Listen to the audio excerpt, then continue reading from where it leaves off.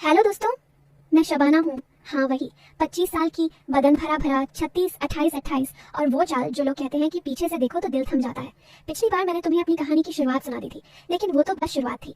आज मैं और आगे बताती हूँ, बहुत धीरे धीरे, जैसे घर में रात को चादर ओढ़कर छोटी बहन को कहानी सुनाते हुए, क्योंकि ये कहानी मेरी है और मैं चाहती हूँ कि तुम भी महसूस करो हर पल को। तो जहाँ छोड़ी थी, आरिफ स्कूल खोलने आया था। दुकान पर रोज आने लगा।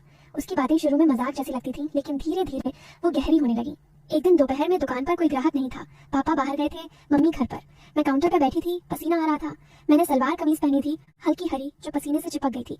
आरिफ आया, बोला, शबाना, आज तो तुम और भी खूबसूरत लग रही हो।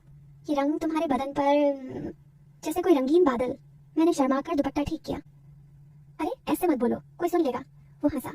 कौन सुनेगा, यहाँ तो सिर्फ हम दोनों हैं। वो काउंटर के पास आकर खड़ा हो गया।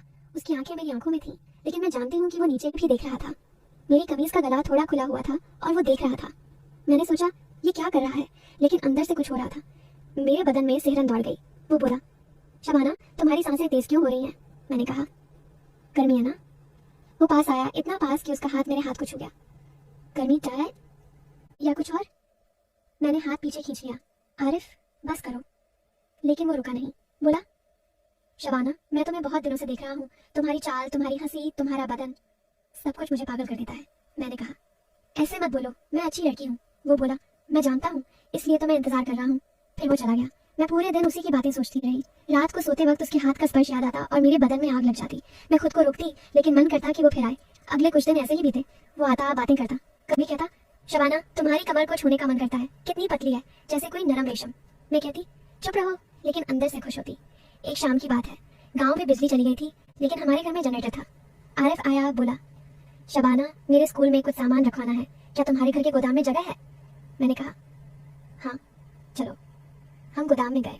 गोदाम ऊपर था, सीढ़ियां चढ़कर। अंधेरा था, सिर्फ मोबाइल की लाइट। वो सामान रख रहा था, मैं पास खड़ी थी।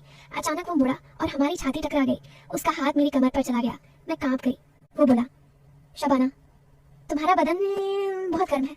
मैंने कहा, आरिफ, कोई आ जाएगा? वो बोला, कोई नहीं आएगा। उसने मुझे दीवार से सटा दिया। उसका चेहरा मेरे चेहरे के इतना पास कि होंठ छूने वाले थे। मेरी सांसें रुक गईं। मैंने आंखें बंद कर ली। मन कर रहा था कि वो मुझे किस कर ले, मुझे अपनी बाहों में ले ले, लेकिन तभी नीचे से मम्मी की आवाज आई, शबाना, कहाँ हो? हम अलग हुए। मैं नीचे भागी, वो भी आया। कुछ नहीं हुआ।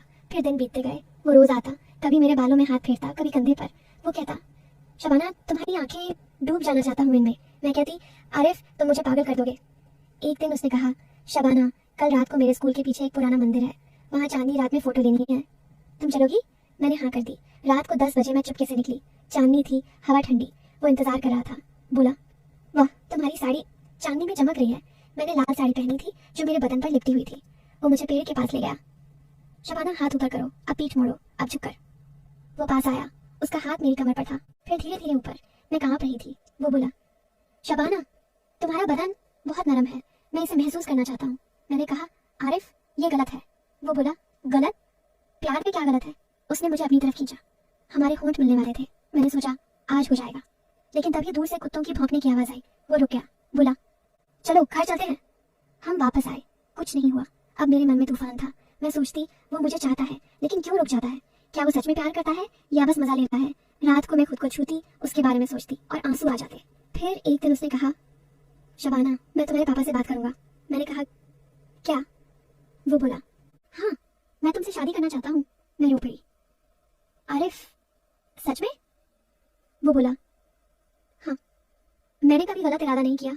सब कुछ इसलिए था क्योंकि मैं तुम्हें जानना चाहता था, तुम्हें महसूस करना चाहता था, लेकिन बिना छुए। फिर उसने पापा मम्मी से बात की। सब खुश हो गए। शादी तय हो गई। शादी के दिन बहुत धूमधाम थी। मैं लहंगा पहने, मेकअप किए। आरिफ मुझे देखकर बोला, शबाना, आज तुम किसी अप्सरा से कम नहीं। रात को सुहाग रात, कमरा सजा था फूलों से। मैं शर्मा रही थी। वो पास आया, बोला, शबाना, आज से तुम मेरी हो। मैंने कहा, ये आरिफ, मैं डर रही हूँ। वो बोला, डरो मत, मैं तुम्हें कभी दुख नहीं दूंगा। फिर उसने मुझे पीठ पर थे। वो धीरे धीरे मेरी साड़ी का पल्लू सरका रहा था। मेरे बदन में आग लग गई। मैंने आंखें बंद कर ली। वो बोला, शबाना, तुम्हारा बदन कितना सुंदर है। मैंने कहा, आरिफ, धीरे। फिर वो मुझे बिस्तर पर ले गया। हम दोनों एक दूसरे के करीब थे, लेकिन तभी उसने रुककर कहा, शबाना, मैं तुमसे कुछ कहना चाहता हूँ। मैंने कहा, क्या? वो बोला, मैं पहले से शादीशुदा हूँ।